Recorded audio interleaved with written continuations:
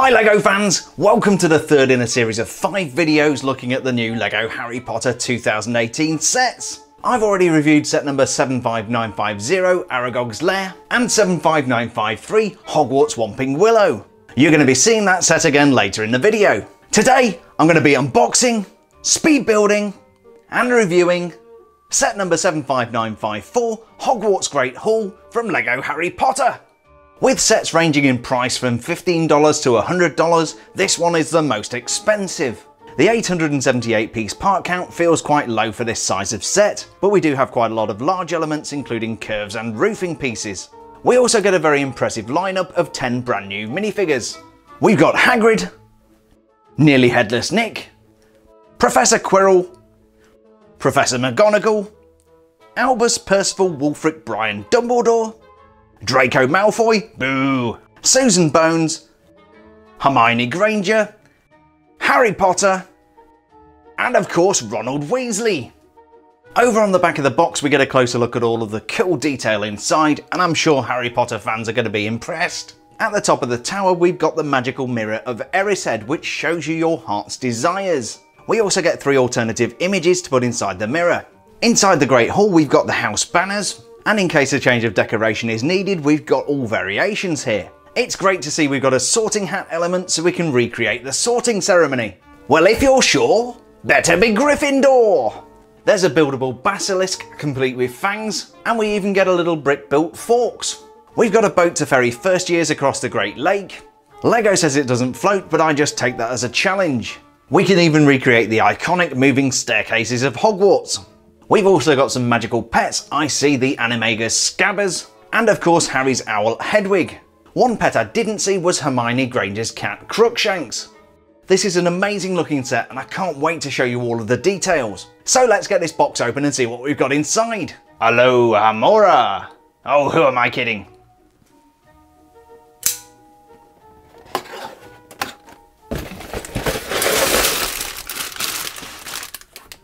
Here's everything that came inside the box. We've got 6 numbered bags of LEGO, a 183 page instruction manual, 2 16x16 grey base plates, 1 8x16 grey base plate, and joy of joy, 2 sticker sheets. I'm going to go ahead and build Hogwarts Great Hall, and today this is going to be a 2-minute speed build.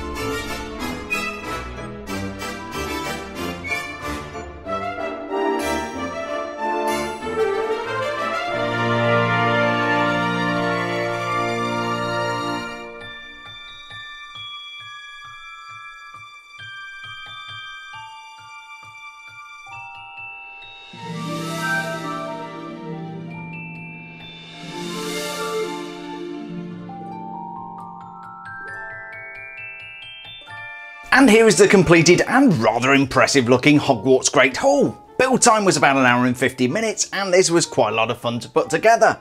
As you can see, the Great Hall is suitably large and stands about 14 inches high. Base dimensions are 11 inches by 7 inches, so you are going to need quite a bit of room to display this. We also get a very impressive lineup of 10 brand new minifigures. We'll be taking a closer look at those later in the video, but let's start the tour with the Great Hall. Hagrid, as always, is helping our first years get to Hogwarts by boat across the Great Lake. I'm pretty sure the boats didn't pull up directly outside the castle, but you've got to appreciate this is a playset and it's not exactly accurate.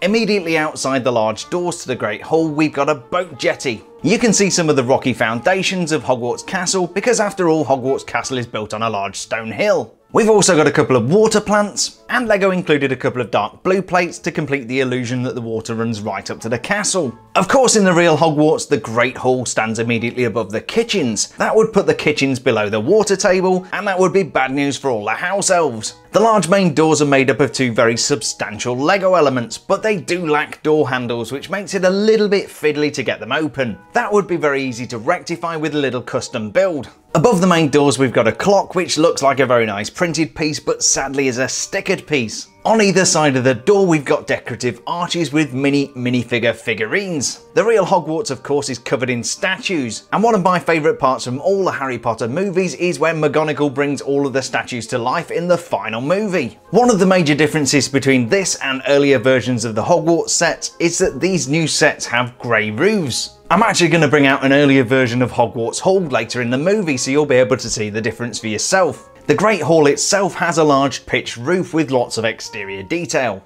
There are 3 turrets topped with decorative finials, and I'm a big fan of the decorated turret complete with scalloped detailing. The decorative features continue with a row of 9 finials along the roofline. I believe those are a new colour exclusive to this set, and speaking of exclusives, check out the double inverted slope pieces holding up the roofline. I've definitely not seen those pieces before and I'm pretty sure they're brand new to this set. One particular thing that's very prevalent in this set is windows. Hogwarts Great Hall has over 40 windows, and I like the way they've been arranged in columns of 3 like this. We even get a large bay window on the opposite wall to the doors. That window is well supported by some sand coloured supports. I would not like to be paying Hogwarts heating bill as the Great Hall is only half covered by roofing. But of course that gives us room to play inside, and we'll be taking a look inside in just a moment. On the other side we've got a very impressive looking tower, and I've used a fancy camera angle to make it look enormous. In reality it's 14 inches high, which still makes it quite challenging to display in a confined space. The top of the main tower uses a number of different build techniques. There's a brick built foundation topped off with a couple of large cone pieces. Completing the illusion of a tiled roof, we've got these 2 triangle pieces on the side which are kind of loosely attached, but they look the part. The upper parts of the tower use some very large curved pieces with stickered detail for masonry. This gives it the same look and feel as the Hogwarts Whomping Willow set, and for good reason as both of these sets can join together. I'm going to show you both of them joined together later in the video. We're also going to compare this set to set number 4842, which is the Hogwarts Castle from 2010. At the bottom of the tower we've got a door leading inside which is topped off by a window and another decorative turret. And on that cue, I think it's time to go inside.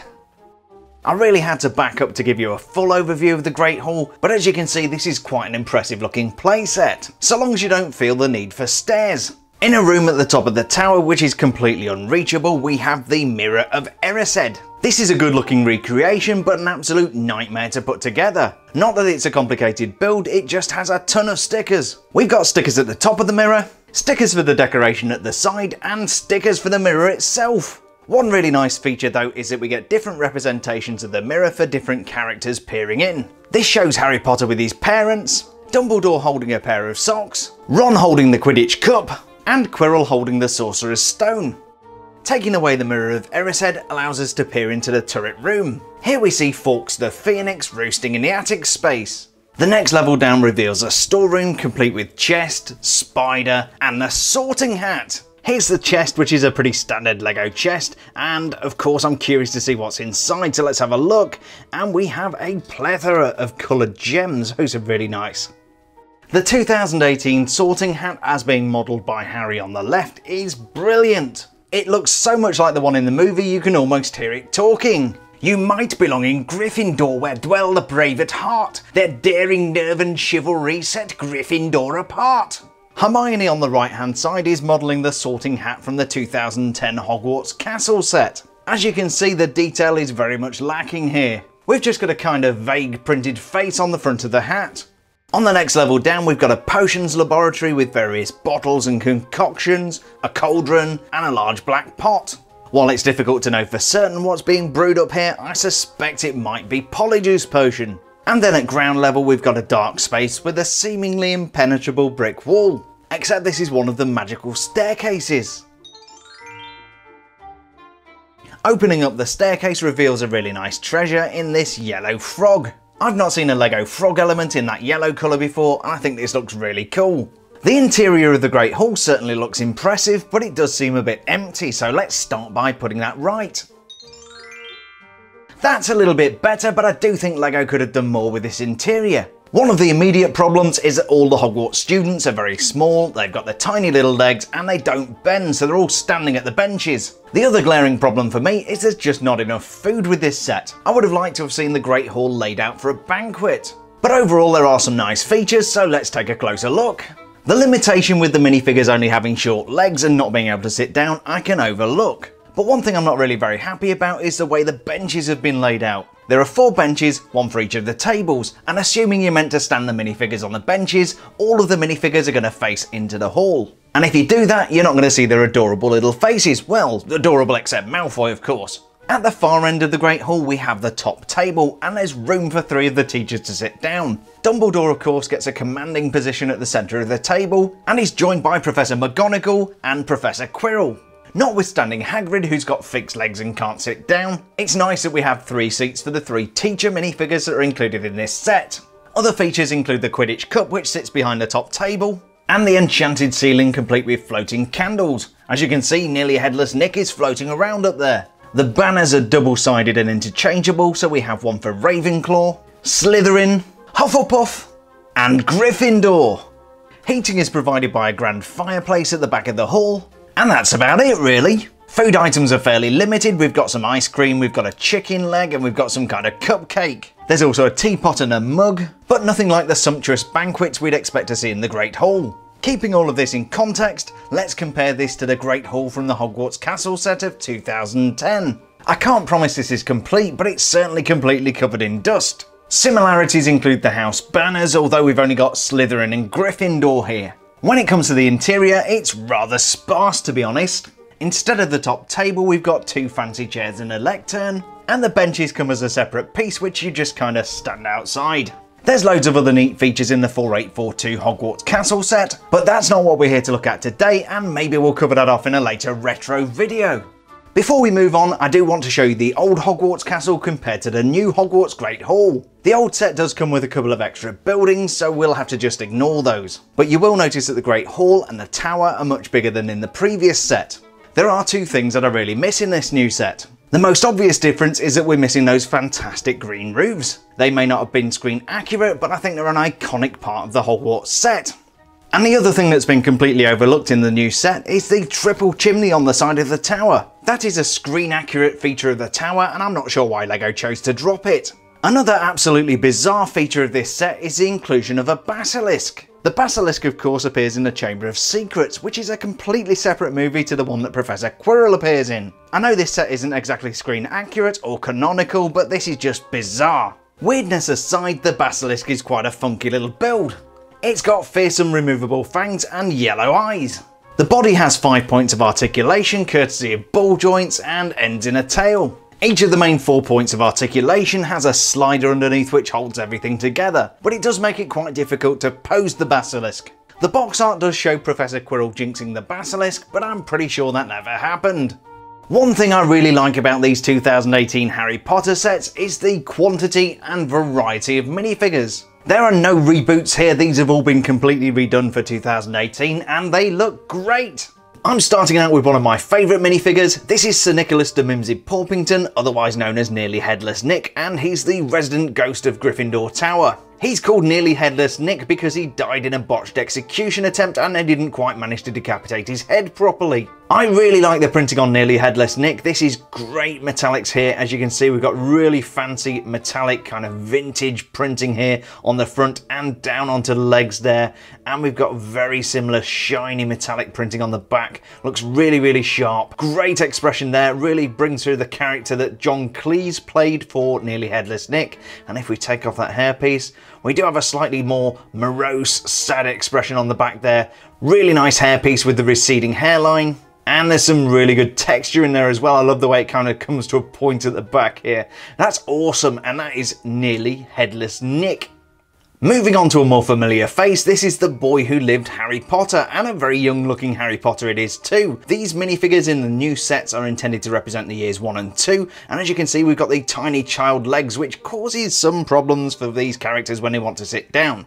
Now, interestingly, we are actually getting a mid-range Harry Potter. This is from the older years, and this is from the collectible minifigures series that's just coming out, and this guy actually has new format medium bendable posable legs, and as you can see those are shorter than the adult legs. This is actually an older version of Harry Potter from 2010, and you can see he's got much shorter legs, but then we've got shorter legs still. This is a positively childlike Harry Potter. He's dressed in his Gryffindor school uniform with the black pants on. He's got the jumper here with the Gryffindor school colours and the shirt and tie. Really nicely detailed with just a little bit of minimal printing on there. Really nice hairpiece, and I love the way that kind of peeks to one side there so you can see the lightning shaped scar. If I take that off, you can see the scar there underneath and the little gap in the hair. Turn him over and we've got a great expression on the back there where Harry is a little bit scared, to say the least. So these are really nice new minifigures, and I really like that Harry Potter. Ron is virtually the same minifigure with the same pants, the same torso and a slightly different coloured wand. What we do get different is the face, which is quite a young looking Weasley, very cute there with the freckles and this kind of unkempt floppy hair here. I'm going to take that off so you can take a look at the other expression, and that is Ron looking, as he often does, quite worried. So yeah, not a lot of difference between some of these minifigures with the school uniforms as are intended, but that is Ronald Weasley. Exactly the same thing here with Hermione Granger. We've got the same torso and pants, slightly different coloured wand, and then a different head and hair, of course. And I really like this hairpiece that Hermione's got here. Love the way it kind of comes down over the shoulders. Loads of really nice detail in there. She looks very cute. I really like that expression on the face there. We take that off and turn her around. She's also got quite a worried expression on the back there. In fact, we can put the hair back on and see how that looks. Really nice Hermione figure. Much better than we've seen in previous releases. Here's a slightly less familiar character, and you could be forgiven for thinking this is Ginny Weasley, Ron's sister, but of course she's not, because firstly she's wearing the Hufflepuff uniform, and secondly Ginny wasn't at Hogwarts in the time when these characters are set. This is kind of years 1 and 2, and of course Ginny didn't go to Hogwarts at that time, she came later. Susan actually has quite a tragic past, and most of her family were killed personally by Lord Voldemort in the First Wizarding War. That might explain why Susan is so keen to get involved in the Second Wizarding War, and she does survive that. Not that I'm trying to give away any spoilers, of course. She wears a very similar uniform to Ron, Hermione and Harry, except for the yellow detailing here for the Hufflepuff house and the similar around the back there. Turning to the hair, this is actually the same mould they use for the Cho Chang collectible minifigure from the new Harry Potter collectible minifigure series, which is out on 1st of August. I have actually got a set of those, and if you've not checked out my video on those yet, it's well worth a look. I'm actually going to take this off because this is a really squishy plastic. Really nice finish here, and it really hugs the minifigure's body there. Great little facial expression, and around the back we've got a much more terrified facial expression. It's actually a really nice little minifigure, and it's great to get somebody from Hufflepuff. That is Susan Bones. The last student minifigure in this set is the obnoxious Draco Malfoy. He comes in pretty much the same uniform, except he's got the Slytherin house colours there. He's actually got the same colour wand as Harry as well. Similar detailing on the back there. You've just got the little bit of trim around the bottom of the sweater there for the house colours, and he has that kind of snide expression there that you expect from Malfoy's. Let's turn him around, see what we've got here. And it just gets even worse. We've got no smile or anything going on. Kind of a widow's peak there on the hair. And that is a perfect representation of the simply awful Draco Malfoy. This is Professor Quirinus Quirrell, who is actually an ex-student of Hogwarts. He was sorted into Ravenclaw House and he taught Muggle studies and later defence against the dark arts. He wears this very impressive turban here which hides quite a secret. We'll come back to that in just a second after we've finished looking at his uniform here. So we've got plain black pants on there and then a really nice printed torso. You can see we've got this kind of sash around the front there, and then he's got his shirt and tie and vest underneath. Flipping him over, there is just a tiny little bit of printing on the back there for the contours of his body, and then we've got that fantastic turban headpiece, and we all know what that hides, so let's cut to the chase. Great expression on the front there, but prepare to be scared. This is hideous. That is the Lord Voldemort that hides on the back of Quirrell's head. I don't think he typically wears the turban, but I thought he could look quite funny like that. And that is the amazing Quirinus Quirrell minifigure. This is Professor Minerva McGonagall, another ex-student of Hogwarts. She actually came from Gryffindor House, although famously it took the sorting hat 5¼ minutes to decide whether she should go to Ravenclaw or Gryffindor. So she is evermore known as a hat stall, which is apparently the word we use for when the sorting hat can barely decide. She's also a registered animagus, and we do see her turning into a cat in earlier movies. Really nicely printed minifigure this. We've got the green robes on here, which go all the way down onto these leg pieces here. Now I do remember in previous incarnations of this minifigure we actually had like a skirt piece on the bottom here, which was nicely printed, but we have gone for legs here, and as you can see, really nicely printed. Got some nice metallic printing there for the pendant that she's wearing, and a very weathered Downton Abbey-esque face there, because of course the same actress appears in Downton Abbey. Really nicely proportioned hat here, the witch's hat, and if we take that off, we do have a very much more stern expression on the back there. That's an expression we do see from Minerva very regularly, and she's awesome. Really like that minifigure, and yeah, she's going hatless now. We can't have Hogwarts Great Hall without Professor Albus Percival Wulfric Brian Dumbledore, and this is a great example based on the earlier version of Dumbledore played by Richard Harris in the first 2 movies. He's wearing really nicely printed robes with magical symbols on the front in metallics, and he's got this great beard piece. Really does look like the Dumbledore from the early movies. I really like that. Also got a great facial expression, and if we kind of shine him into the light a little bit, you can see we've got the metallic spectacles there, the gold rimmed spectacles, and then the long grey hair. If I take that off, we can take a look at the printing on the back there, more magical symbols, and what is that? I guess that's some kind of tassel or something on the back there. Anyhow, the expression on the back here really does look like Richard Harris, and it's great. I love all of the detail in that, and very similar on the front. So on the back there we've got no spectacles, and then we've got spectacles on the front, and that is Albus Dumbledore. Last but not least, this is half-giant Rubeus Hagrid, who is the Hogwarts groundkeeper and also teaches care of magical creatures. He is slightly bigger than a normal minifigure. Let's just bring in nearly Headless Nick, but he's not nearly up to the scale that he's meant to be. He's meant to tower above these people, but he's only slightly bigger. Just for comparison, here's an earlier version of Hagrid from about 8 years ago, and you'll see that this guy on the left here does look a lot more like the character from the film. Moving those to one side, you can see he's got a couple of accessories here. Firstly, Hagrid's pink umbrella, which disguises a wand, and then one of these new lantern elements. Those are really nice, I really like those. It's a one-piece Lego element with a void in there to push up the transparent yellow piece.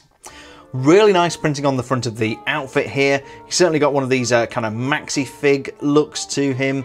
Nice metallic printing there for the belt buckle. And if we turn him around, no printing on the back there. We have different legs to what we had on the earlier minifig. These were more like the Duplo minifig legs. and these are standard minifig legs. In fact, those are child legs which push up underneath the body, and there's a couple of voids there for them to clip into, and of course they won't go back in now. There we go. Really, really nice facial expression. Love this beard and hairpiece combined. And there he is. We do not have an alternate expression on the back there because we can't see most of Hagrid's face. Really, really nice minifigure, and that is Professor Rubeus Hagrid. This set can be combined with 75953 Hogwarts Whomping Willow, and I did promise to let you have a look at that. Here's what the two sets look like when combined together, and in my opinion this is better than the sum of the two parts. The individual castle sections from Hogwarts Whomping Willow can be attached to the Great Hall in different ways. And while it provides a slightly more complete version of Hogwarts Castle, it's not quite the ultimate Hogwarts Castle I was hoping to see. However, today while I was filming, LEGO announced the Ultimate Collector's Series Hogwarts Castle. These are official images, and this looks to be the set that I always wanted. This is a 6,020 piece micro-scale recreation of Hogwarts Castle and will immediately become the second biggest LEGO set ever made. 71043 Hogwarts Castle goes on sale on September the 1st, 2018, with early access for VIP LEGO Club members on August 15th. It's got a big part count and it's got a big price tag. You're looking at $400 US, 500 Canadian dollars, 650 Australian dollars, £350 or 430 euros. LEGO are bundling 4 exclusive minifigures showing the founders of the Hogwarts houses: Godric Gryffindor, Helga Hufflepuff, Salazar Slytherin and Rowena Ravenclaw. There are also going to be 27 microfigures to display inside Hogwarts. The set looks absolutely amazing and is going to have loads of cool details. We've got the Great Hall, the Room of Requirement, a recreation of the Chamber of Secrets, and we've even got a pink recreation of Dolores Umbridge's office. We're also getting a flotilla of boats to ferry first years to the Great Hall, and a smaller version of the Whomping Willow complete with the Flying Ford Anglia. I can't wait to see this set, and you can guarantee that you're going to see a review on this channel as soon as possible. So that was set number 75954, Hogwarts Great Hall from LEGO Harry Potter. This set definitely doesn't feel like a complete Hogwarts, and it's not, it's just the Great Hall. But it's a good scale with a nice interior. I don't think the price is over the top, and it comes with some great minifigures. This definitely feels like it's made to be a playset first and a display item later. And as a display version of Hogwarts Castle, it looks pretty good, but it is about to be blown out of the water by the UCS version. If you're a big LEGO Harry Potter fan like me, you're definitely going to want to get this for the minifigures. But the castle is also a very competent build. The only thing I don't understand about this set is why did they include the Basilisk? It just doesn't make any canonical sense. Overall, I think LEGO have done a great job, especially considering the price point, and this definitely comes with my recommendation. I'm already working on my next Harry Potter set review. It's going to be set number 75955, Hogwarts Express, and this is one I'm really looking forward to. In the meantime, I hope you enjoyed this LEGO Harry Potter unboxing, speed build and review video. If you did, please don't forget to leave a like down below and subscribe for more awesome LEGO content.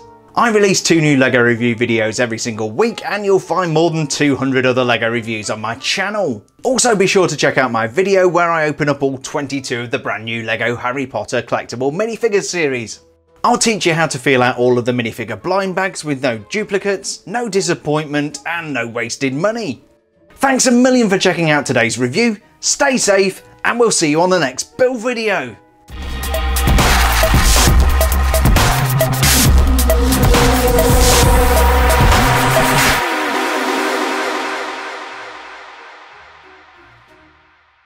You might belong in Gryffindor, where dwell the brave at heart. Their daring nerve and chivalry set Gryffindor apart.